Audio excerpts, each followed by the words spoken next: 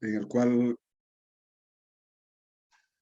cual vamos a departir y compartir algunas ideas acerca de prevención y la experiencia que hemos tenido en los últimos años en el Perú. Para ello, permítame compartir la pantalla.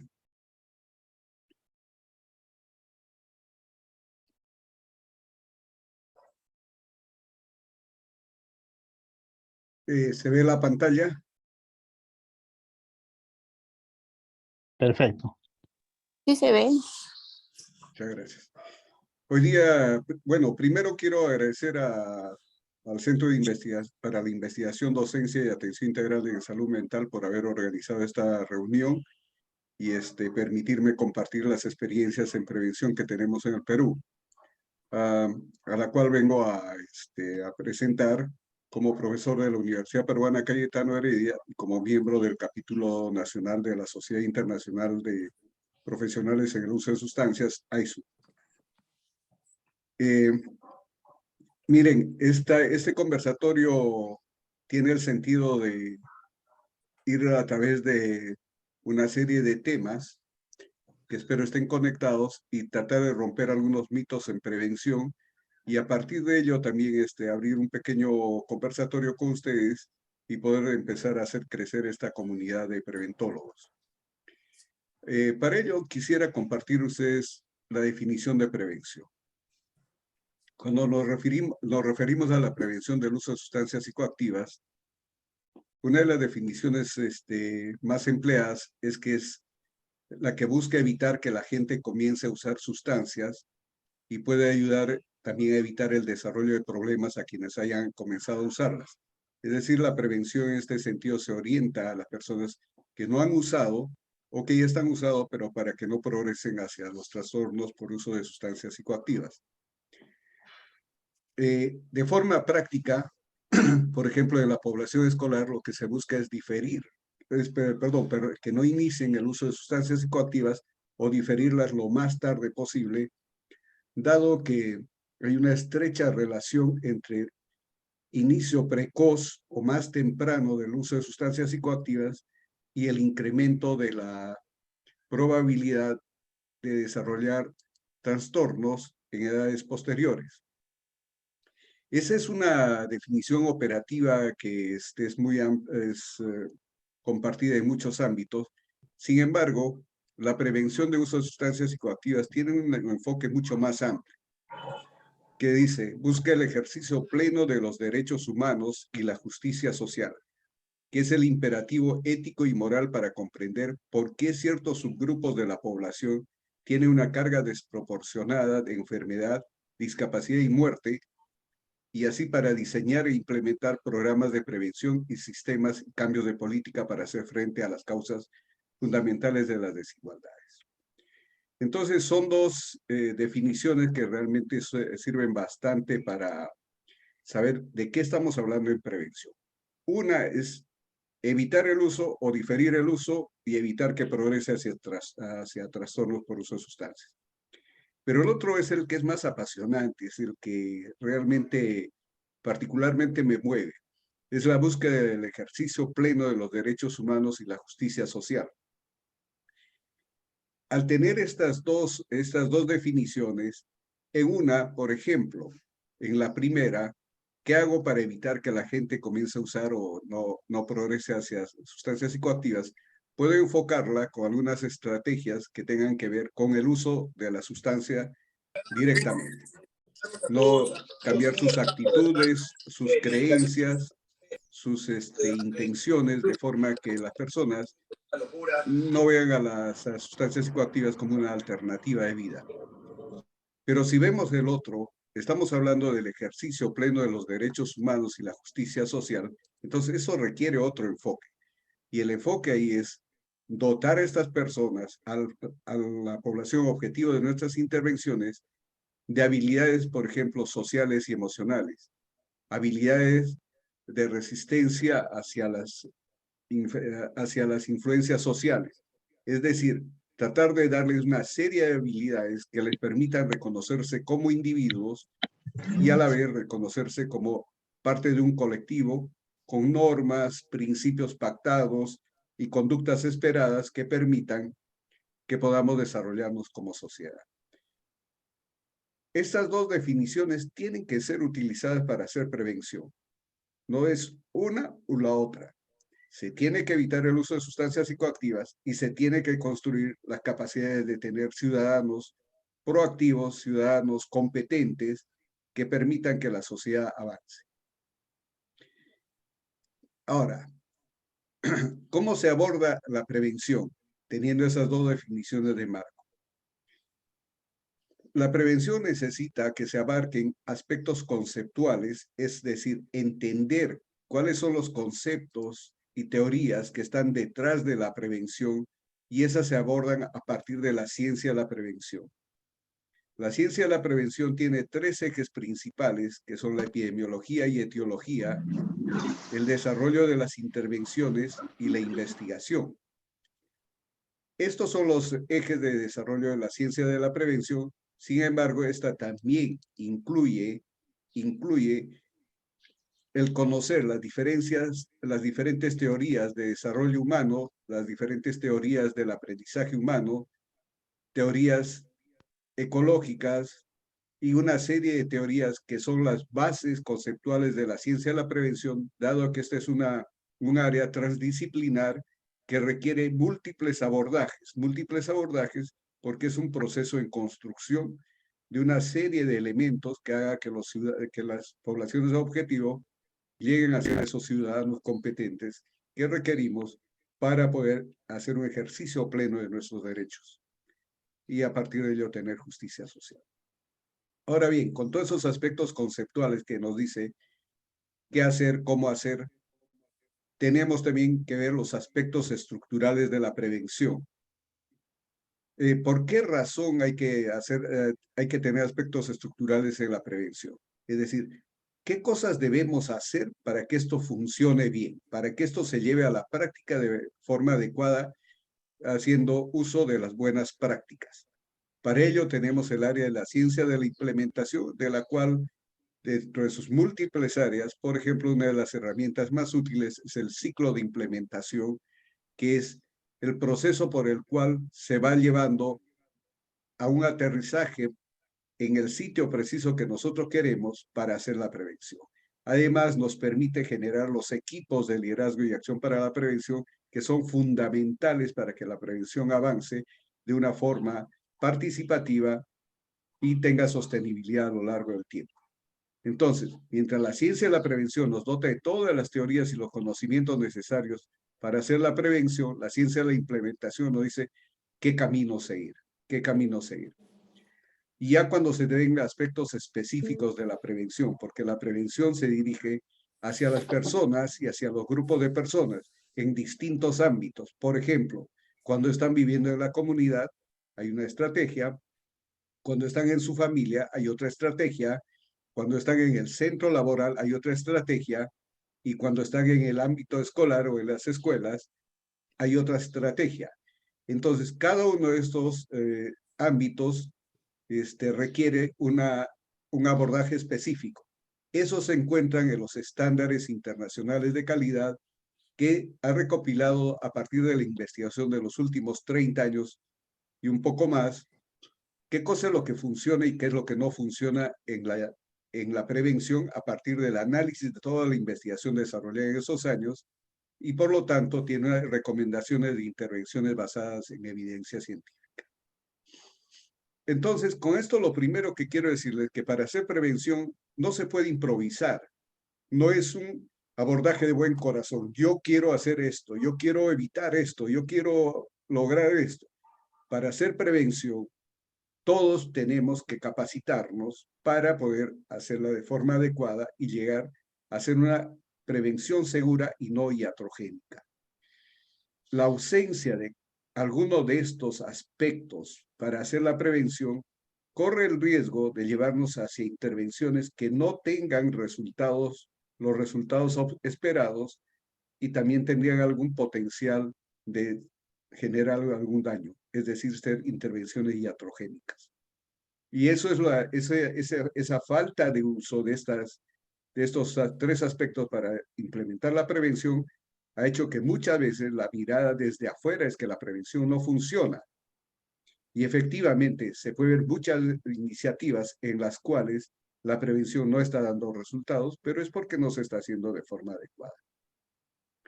Ahora bien, vamos a entrar a ver algunas especificaciones. Por ejemplo, ¿cuál es el eje de la ciencia de la prevención que quisiera compartir con ustedes dentro de las muchas cosas que tiene, incluyendo las teorías que explican el desarrollo de la conducta humana?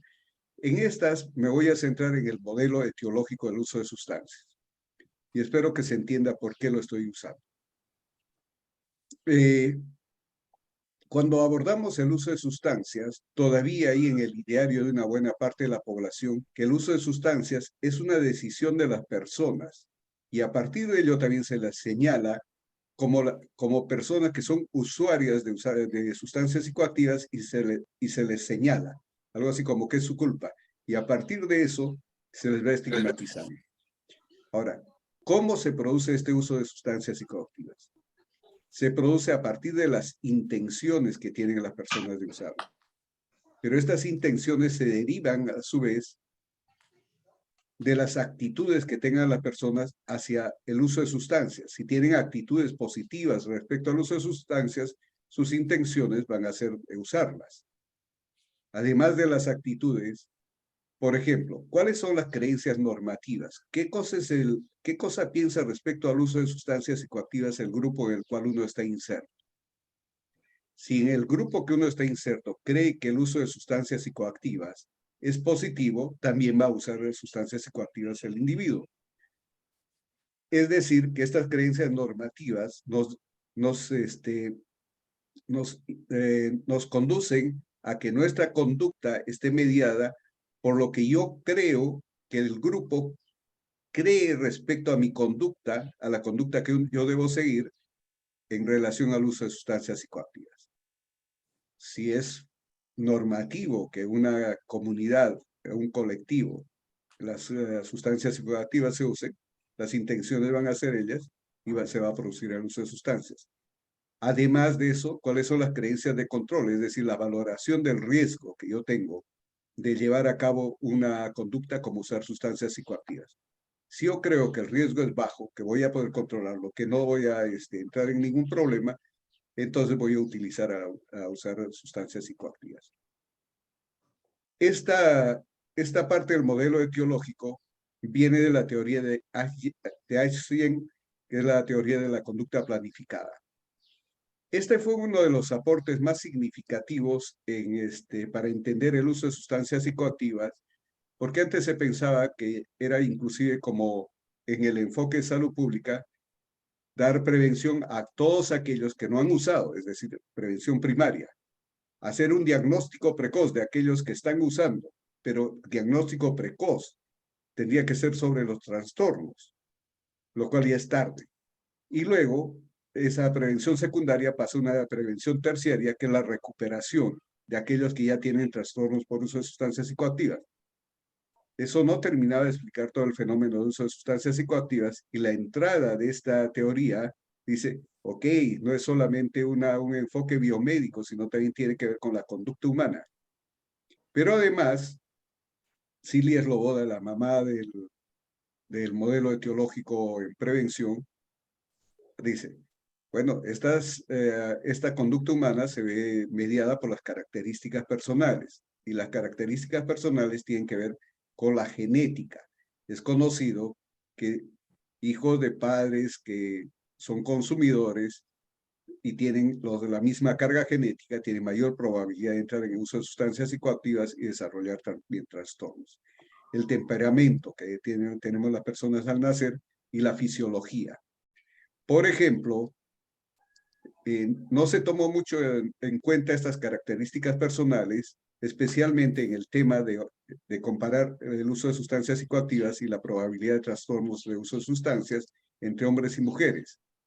La fisiología de hombres y mujeres es diferente respecto al uso de sustancias y con las mismas probabilidades de haberse iniciado al mismo tiempo, tener la misma edad y una serie de características similares entre hombres y mujeres, una mujer y un hombre comparables podrían desarrollar trastornos por uso de sustancias, pero es más probable que la mujer lo haga más pronto y con mayor severidad, debido solamente a la fisiología diferente o la carga biológica de hombres y mujeres. Bueno, Hasta aquí es una de las partes del enfoque que tiene que ver mucho con las personas, pero las personas nos desempeñamos o vivimos en ambientes macro, es decir, ambientes en los cuales vivimos en un colectivo en el cual tenemos características comunes, como por ejemplo nuestra cultura, las leyes que nos gobiernan, la economía en la que vivimos, y así una serie de aspectos generales, por ejemplo, en un país, en un departamento, en un distrito, inclusive en el barrio en el que uno vive, de tal manera que comparto una serie de cosas que van influyendo sobre mí a partir de lo que ocurre en este macroambiente. Este macroambiente,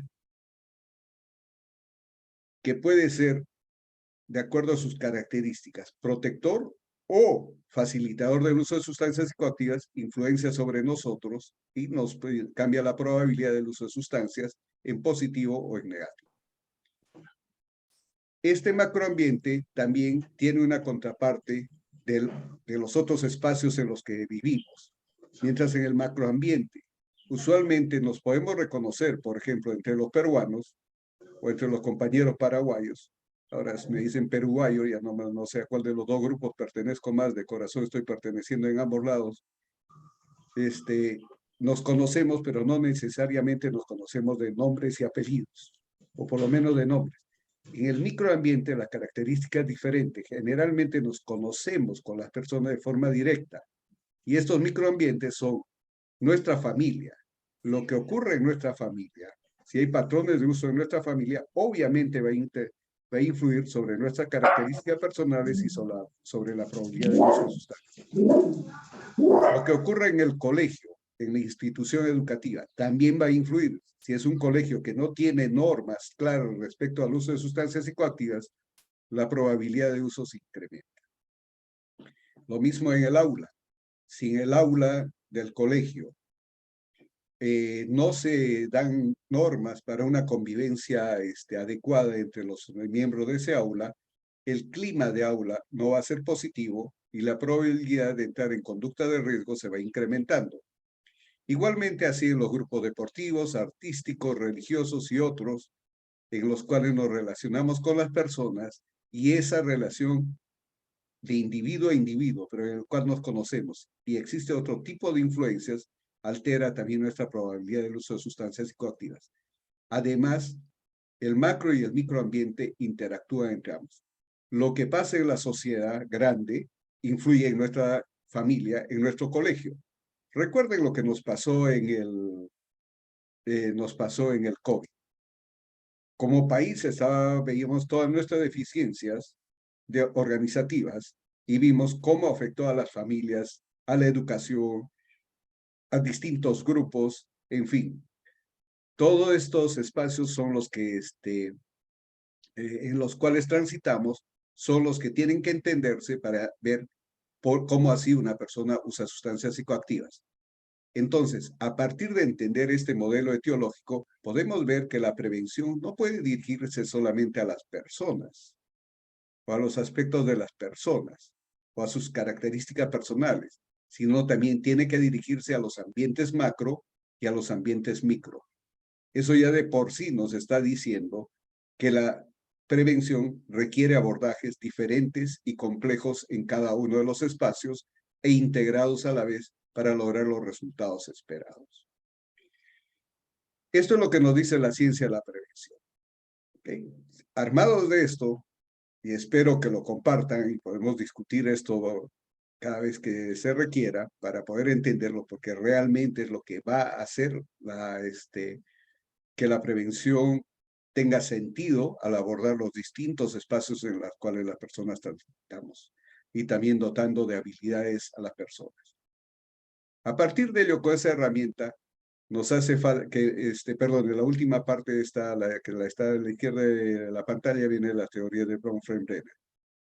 A partir de ello, es que vamos a ver que eso también podría fallar si es que no utilizamos las herramientas de la ciencia de la implementación. Con todo eso puede fallar si es que uno no tiene un orden o una estrategia adecuada para implementar la prevención. Y esa viene, por ejemplo, de la ciencia de la implementación y básicamente el ciclo de implementación, que nos dice que hay que conocer de inicio cuál es la situación en relación a uso de sustancias de la población en la cual vamos a abordar. No podemos ir a ciegas. No podemos ir a ciegas. Y acabo de haber puesto una encuesta de evaluación inicial porque tiene relación con la evaluación de la eficacia de lo que se va a hacer luego. Y esta se aborda también a través del diagnóstico de necesidades y recursos de la comunidad. Mucho de esto, lo que es más abundante cuando se hace este tipo de abordaje basado en la ciencia de la implementación, es que por la facilidad y la cercanía a las herramientas que tenemos del diagnóstico de necesidades y recursos, es lo único que se hace. Pero no tenemos una idea clara de cuáles son los niveles basales de uso de sustancias psicoactivas en la población. Se tienen que hacer ambas. A partir de ello, teniendo cuál es la situación inicial de la población y cuáles son sus necesidades y recursos, es que se selecciona el programa preventivo de implementación. Es decir, se hace una selección del programa de acuerdo a las necesidades de la población a la que vamos a abordar.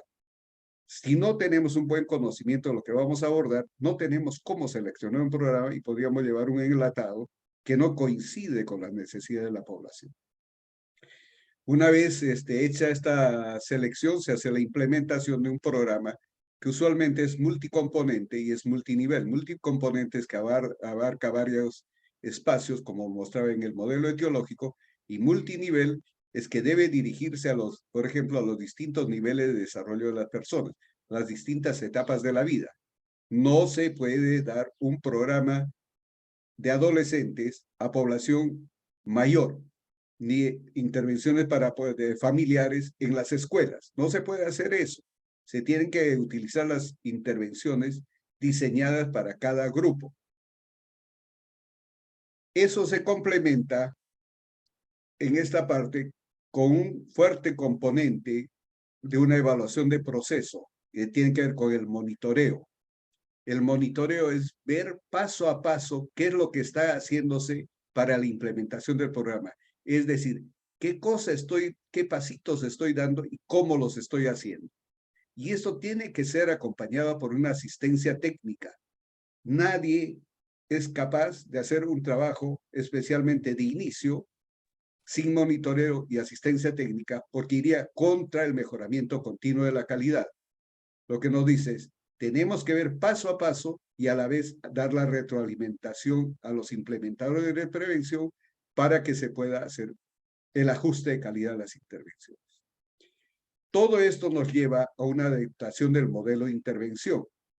Adaptación con fidelidad al modelo que se seleccionó. No va a funcionar algo que está hecho en un país nórdico, en el Perú. No va a funcionar algo que está hecho en Europa, en el Perú, si es que no se adapta a nuestras condiciones culturales, epidemiológicas y otras más que nos permitan utilizarla de forma adecuada para nuestras necesidades.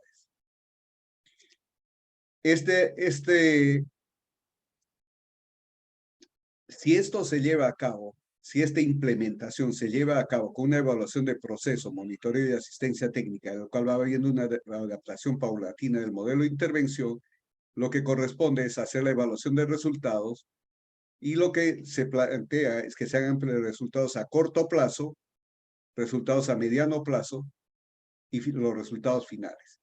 Usualmente uno se va también en la evaluación, que es esta parte anaranjada. Algunos toman la línea final, la línea basal, y después de un par de años o de 3 años ven qué resultó.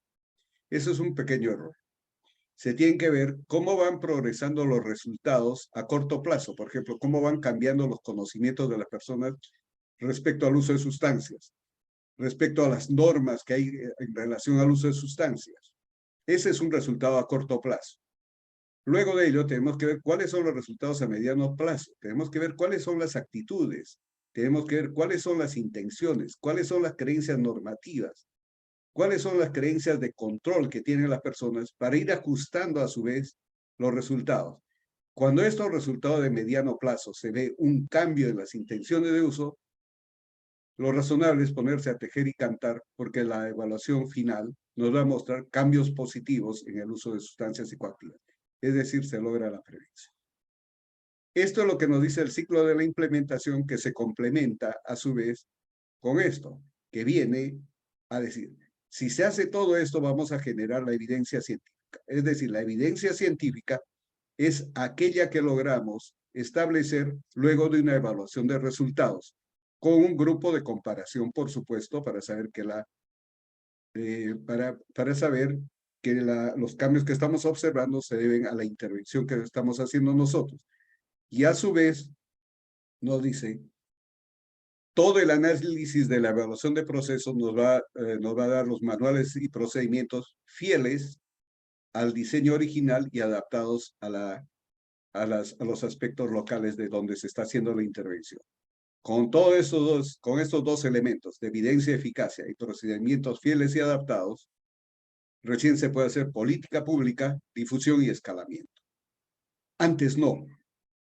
Muchos quedan sin hacer esta evaluación de resultados y quieren establecer políticas públicas con la felicidad que nos produce la evaluación de proceso. Y eso es algo que está yendo de forma rampante y es un proceso iatrogénico en la elaboración de la política pública y no se debe difundir y encima no se debe escalar si es que no se tiene evidencia de la eficacia de las intervenciones. Esto es lo que nos dice la ciencia de implementación para asegurar que nuestras intervenciones sean las adecuadas. Ahora bien, ya tenemos, disculpen que retroceda, los elementos de la ciencia de la prevención. Estamos felices con eso. Ya sabemos qué cosas debemos abordar y cómo debemos abordarlas. Acá nos dice qué pasos dar. Ya estamos felices. Y ahora, en este momento, tenemos que echarle mano ya a los estándares internacionales de calidad. En este caso, nosotros utilizamos los de Naciones Unidas. ¿Qué es lo que le decía? Que a partir de la investigación de más de 30 años, nos dice qué funciona y qué no funciona en prevención, a quién se dirige y cuál es la secuencia y contenido de la intervención siguiendo los estándares de calidad. Por ejemplo, ¿qué cosa es muy claro en estos estándares? Especialmente cuando se dirige a la población escolar. Tiene que ser acompañada por intervenciones basadas en técnicas de educación interactiva.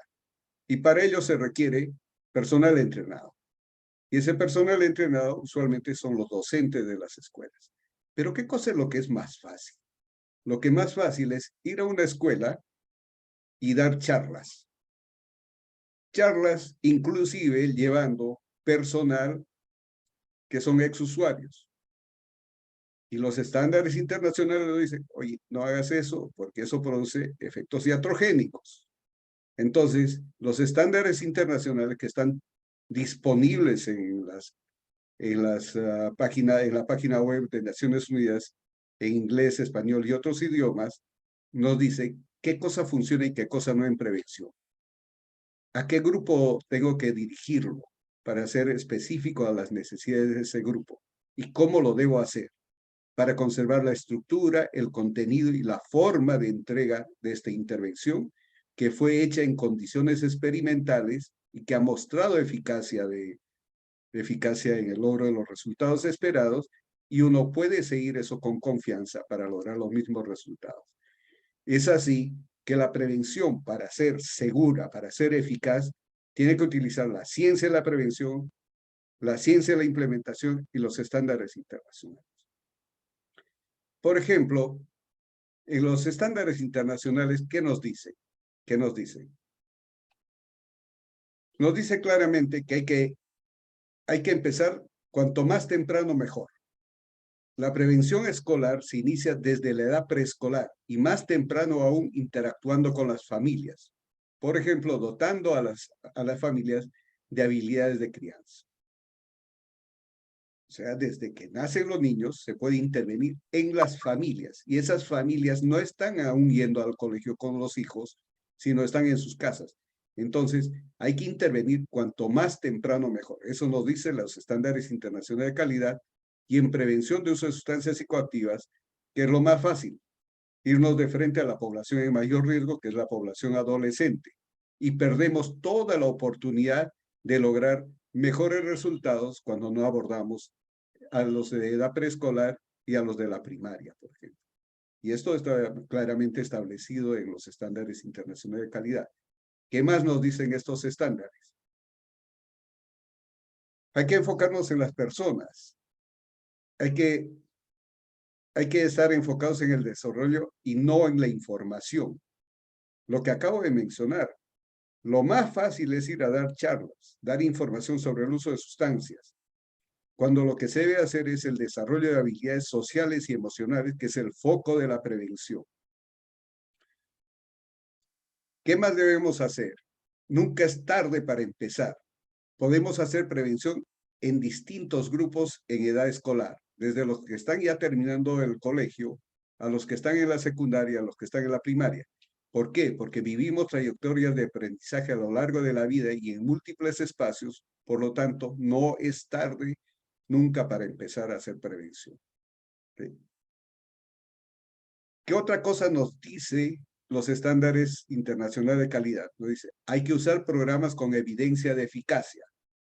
Por ejemplo, una de las cosas que hay que entender por la evidencia de eficacia es entender que la evidencia científica viene de una investigación experimental en la cual se prueba un modelo en un grupo que se llama de intervención y el otro grupo que es el grupo de espera o de control al cual se le va a dar la intervención al término de la investigación, y si los resultados son positivos, decimos hay eficacia, es una intervención eficaz.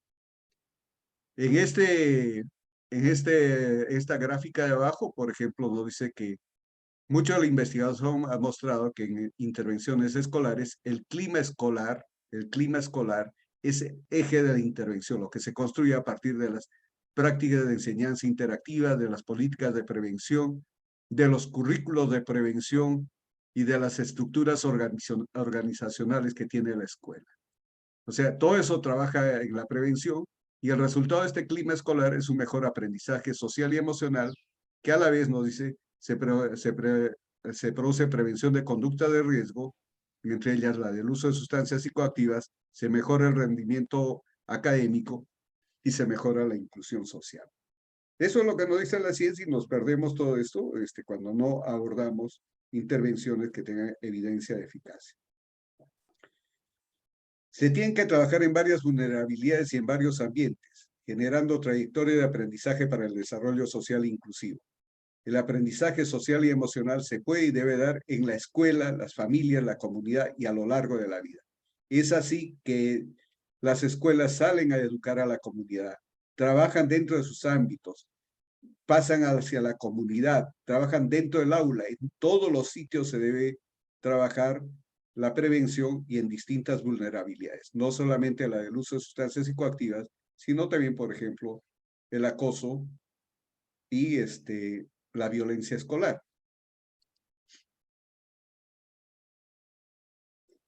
Ahora bien, ¿quiénes abordan la prevención? Tienen que ser abordados por profesionales de la prevención. ¿Y cuáles son las características de estos profesionales de la prevención? Deben tener competencias generales como habilidades analíticas, de comunicación, gerencia del programa y supervisión del personal, y tienen que ser interactivos a nivel social y personal. Tienen que tener competencias básicas de intervención, conocimiento de enfoques efectivos y componentes de la prevención del uso de sustancias, estrategias de instrucción interactiva, tienen que entender los problemas de desarrollo, tienen que tener competencias de intervención específicas, por ejemplo, estrategias parentales efectivas, enseñar habilidades de toma de decisiones, entender el manejo del aula, conocer la política y otras aproximaciones ambientales, y también tienen que tener metacompetencias, habilidades para considerar todos los enfoques específicos, capacidad para adaptar las intervenciones, considerar la sensibilidad cultural, organización comunitaria, planificación y recursos de desarrollo, monitoreo y evaluación. Es decir, tienen que haber profesionales en la prevención con todas estas competencias, si no estamos realmente en riesgo de producir una intervención que no sea eficaz. Ahora, a pesar de todo esto que es conocido y no es nada nuevo para muchos de los que están en este ambiente, ¿qué es lo que ocurre todavía? Subsisten algunas malas prácticas y que producen iatrogenia y estigma. Por ejemplo, se piensa que las personas usan sustancias psicoactivas porque desconocen los riesgos que corren y por lo tanto hay que darles información. Esto que está en este dibujo acá, esta fotografía de la derecha superior de la pantalla, es tomado de hace muy poco, hace muy poquito, de unos videos que vimos, de una charla en un colegio, el cual más o menos el mensaje de esto: jóvenes, esto es marihuana, no deben fumarla, les va a hacer daño, no se acercan al vendedor de golosinas a la salida del colegio, es una mala persona. Y luego les muestran la cachimba y cómo se fuma y cómo es. En fin, no les están diciendo, cuídate, esto no te está haciendo daño, le están enseñando dónde se vende, cómo se usa y cómo deben hacerlo. Esto es rampante en este momento, este tipo de información de la más iatrogénica. Otra de las ideas que todavía es rampante es el uso de sustancias psicoactivas es una decisión personal, por lo tanto se estigmatiza a las personas. Tú eres una mala persona. No se entiende que el uso de sustancias psicoactivas es un proceso de múltiples factores y por el cual una persona llega a usar sustancias psicoactivas y por lo tanto no se le debe estigmatizar. El otro que creo que he explicado en las diapositivas previas es que hay una idea, cualquier persona puede hacer prevención. Esto es cierto. Todos nosotros podemos ser agentes de prevención, pero para ser buenos agentes de prevención tenemos que prepararnos y tenemos que profesionalizar. No podemos improvisar la prevención. Y una de las últimas cosas que estoy abordando en esta diapositiva es que no se pueden observar los resultados de la prevención. No hay nada más lejano de la realidad que ello. Pero estas son ideas que están circundando alrededor de lo que es el área de prevención y espero que con lo que sigue la prevención podamos entender que esto no es real. ¿Qué hicimos los peruanos con estas herramientas? ¿Qué hicimos en el programa de prevención escolar cuyo logo es Ujliaya, Juntos Podemos Todo? ¿Qué es lo que hicimos? Con todas esas herramientas, en un equipo con el cual trabajo, llevamos a cabo el estudio de demostración del Currículo Universal de Prevención en el Perú del 2018 al 2022. Pues está fresquito, está fresquito. Utilizamos la ciencia de la prevención, la ciencia de la implementación, los estándares internacionales de calidad y los seguimos tal cual se deben seguir. Es así que con esto pudimos desarrollar el modelo de implementación de prevención. ¿Cómo desarrollamos este modelo? A un grupo homogéneo de escuelas se alocó o se ubicó de forma aleatoria en dos grupos, uno de intervención y otro grupo de control o de espera. Espera quiere decir que si los resultados al final de esta evaluación son positivos, vamos a poder darles la intervención para compensar lo que están haciendo. Estas escuelas de intervención recibieron el Currículo Universal de Prevención más un programa que se llama Unplugged, que ahora es libre, y las escuelas de control no.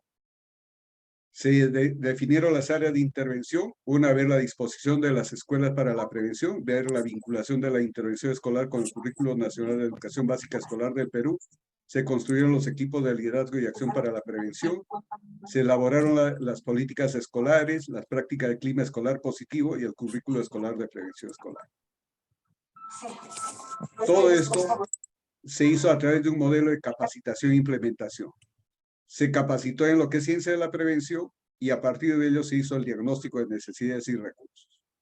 Se capacitaron en el rol de las escuelas de prevención, construcción de los equipos de liderazgo y acción para la prevención y de políticas de prevención escolar y a partir de ello se construyeron los equipos de liderazgo y acción para la prevención de las escuelas y se lanzaron las políticas.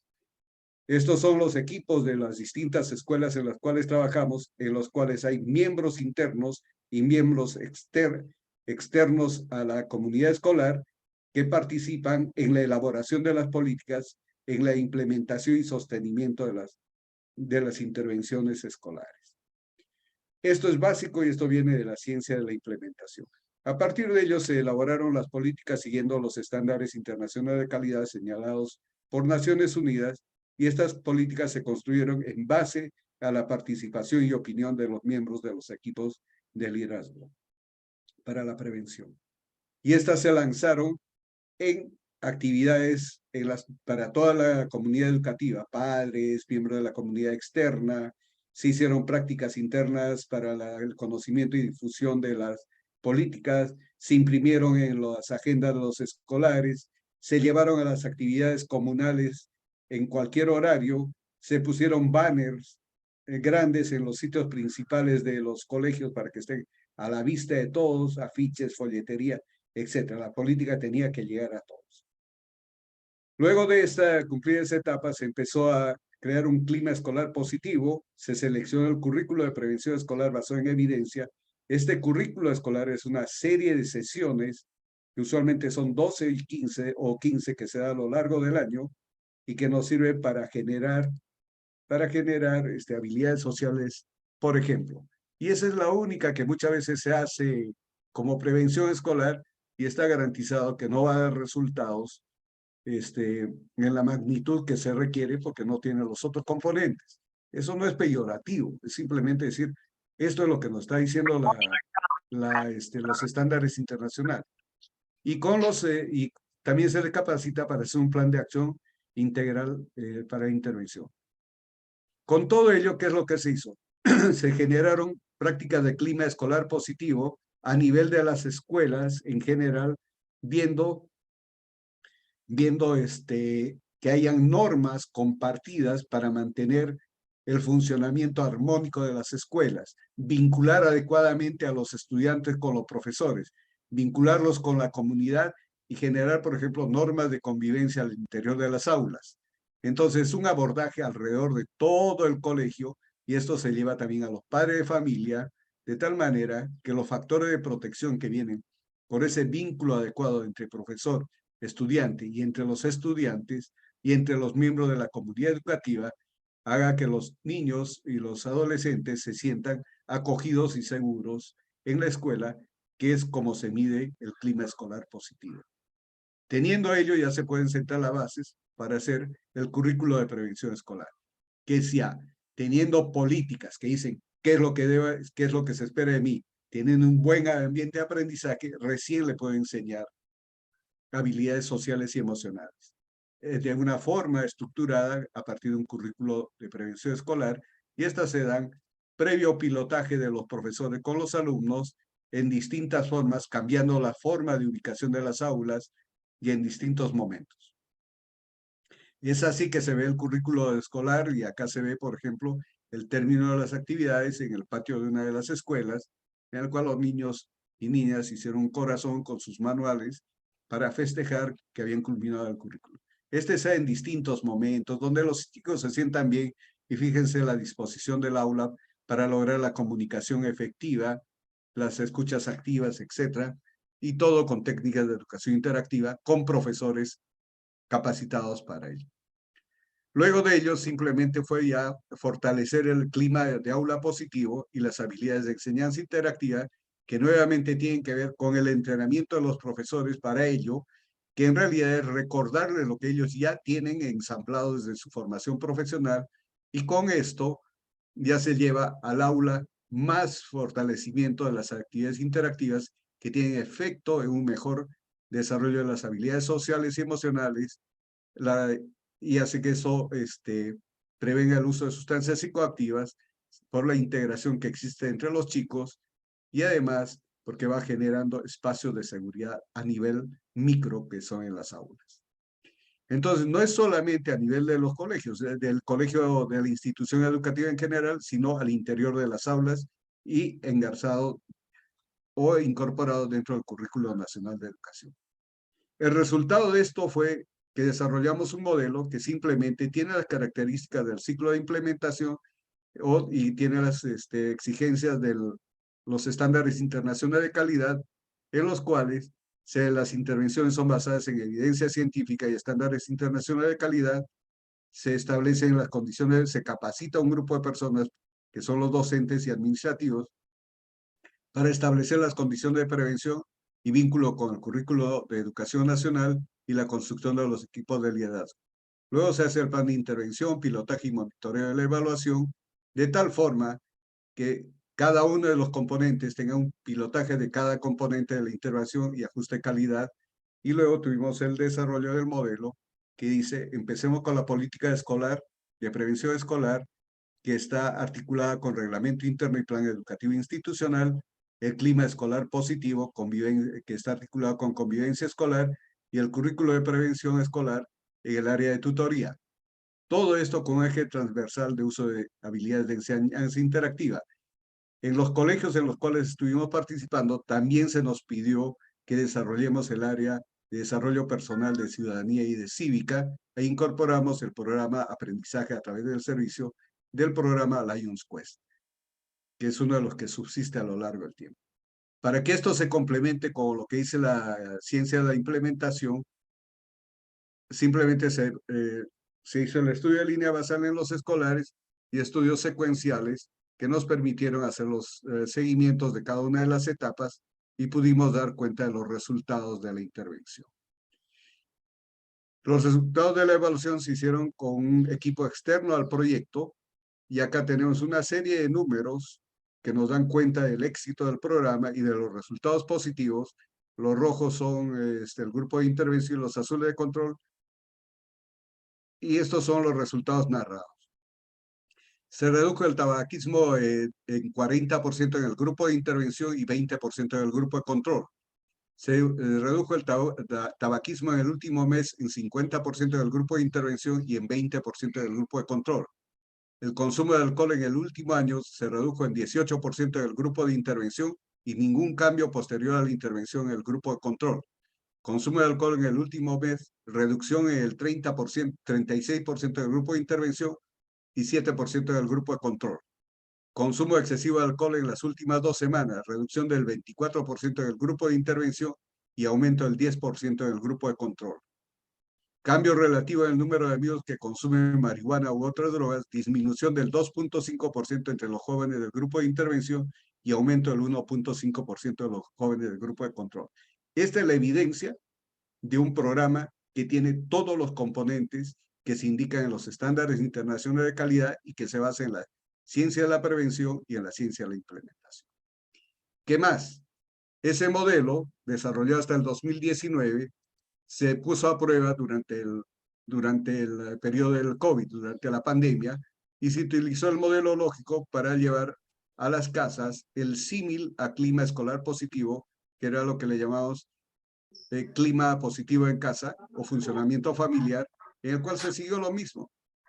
Se hizo un diagnóstico de la necesidad, se seleccionó el programa, se hizo la encuesta en línea basal, se hicieron las prácticas en casa de los profesores para que sepan cómo van a implementar el programa, se hizo la planificación, se hizo la implementación en línea y remota de conexión familiar, se hizo el monitoreo y se hizo la encuesta de funcionamiento familiar de línea final, y luego se llegaron a acuerdos de evaluación y sostenibilidad, y con orgullo podemos decir que este es otro de los programas que está funcionando de la misma manera en periodos ya de salida de la pandemia.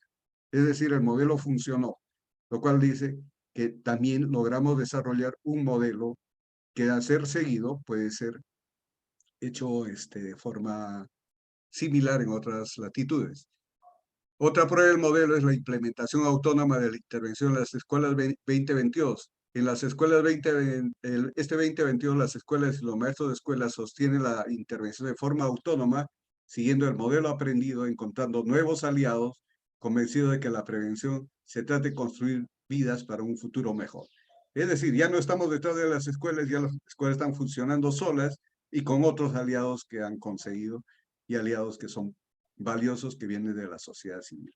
Conclusiones. Este estudio de demostración proporciona evidencia que respalda la capacitación de UPC como medio eficaz para difundir los conceptos, las habilidades y las prácticas de la ciencia de la prevención, para respaldar la implementación de intervenciones basadas en evidencia en entornos escolares. El estudio aporta evidencia de la efectividad de la prevención del uso de sustancias psicoactivas en el ámbito escolar y el estudio permitió articular un modelo de prevención escolar de acuerdo a las recomendaciones de la ciencia de la prevención y de implementación, así como los estándares de calidad de UNODC de Naciones Unidas. Queridos amigos, nuevamente Ujillaya, juntos podemos todo, y si hacemos ciencia y utilizamos los estándares, vamos a llegar a resultados positivos. Puedo comentar que en este momento este modelo peruano está siendo difundido en otros lados, está siendo adoptado en otros lados, en otros países, porque es un modelo que ha seguido estrictamente lo que señala la ciencia de la prevención, la ciencia de la implementación y los estándares internacionales de calidad. Solamente me queda comentar que he tenido un equipo de lujo para este trabajo, dentro de los cuales está una de mis compañeras que ha sido la coordinadora de implementación, la psicóloga Susana Ábalos, que está por el aula en algún lado, y fundamentalmente los dos nos hemos apoyado mucho en el desempeño con una entrega total de los maestros peruanos. Sin ellos, esto no hubiese sido posible. Y la confianza de los padres en esos maestros y la confianza en el equipo del proyecto. Ahora sí estoy dispuesto a responder algunas preguntas si es que hubiera, o algunos comentarios. Primero, Fernando, agradecerte por la excelente participación y la claridad en el tema. ¿Qué importante es, doctor, cuando se trabaja a un nivel donde se trabaja ciencia, ¿no? La ciencia de la prevención y la ciencia de la implementación? Por lo que muchos años hemos visto, pues, ¿no?, que muchas instituciones privadas y también instituciones públicas hacen un trabajo iatrogénico, ¿no? Como mostraba un poco el ir, brindar charlas de modo excepcional, incluso utilizando muchas veces la sustancia, termina siendo iatrogénico y no tiene ningún tipo de respaldo ni de evidencia científica. Por ejemplo, los circuitos informativos que están más orientados a dar información sin un filtro científico. En este caso la pregunta sería, el programa ha mostrado buenos resultados, y ahora, ¿esto se aspira en algún momento ya a hacerlo como una política insertada dentro del Ministerio de Educación? ¿El Ministerio tienen de pronto esa aspiración? Por supuesto que se aspira a ello. Ahora tiene que ver también con la respuesta de los decisores políticos. Ya tenemos la evidencia, qué es lo que funciona y cómo se debe hacer funcionar. Y está resultando más fácil llevarlo a otros lados que en nuestro propio país. Entonces es una cuestión de decisión política.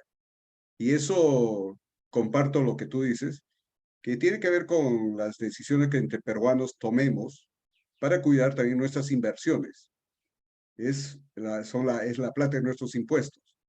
Y tengo en este momento, veo algunos amigos de la sociedad civil que están entregando tiempo de esfuerzo con una firme creencia en lo que es la ciencia de la prevención, la ciencia de la implementación y utilizando un modelo adecuado. Ahí estoy viendo a María Elena Guamán, por ejemplo, que está coordinando uno de los programas de forma independiente con el programa Lions Quest, en los cuales, a pesar de ser un programa de alta calidad, con toda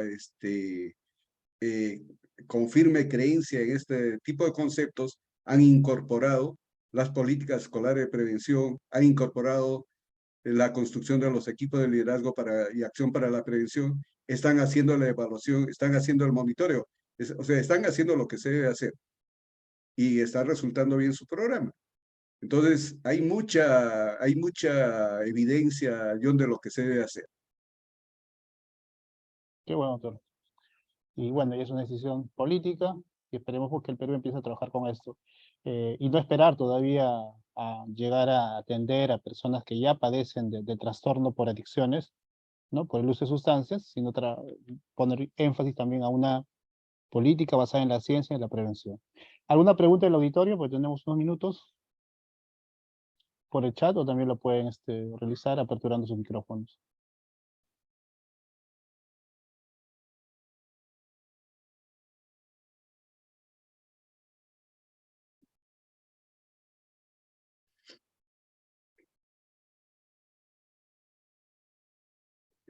parece que o el tema ya es ampliamente conocido, que hay un grupo de personas que están siguiendo Claro. este tema hace un buen rato.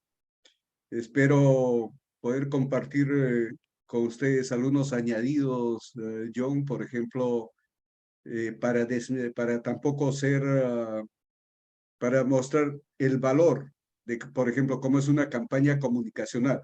Acabamos de decir hoy, no hay que ir a hacer charlas, no hay que hacer campañas sin ton ni son.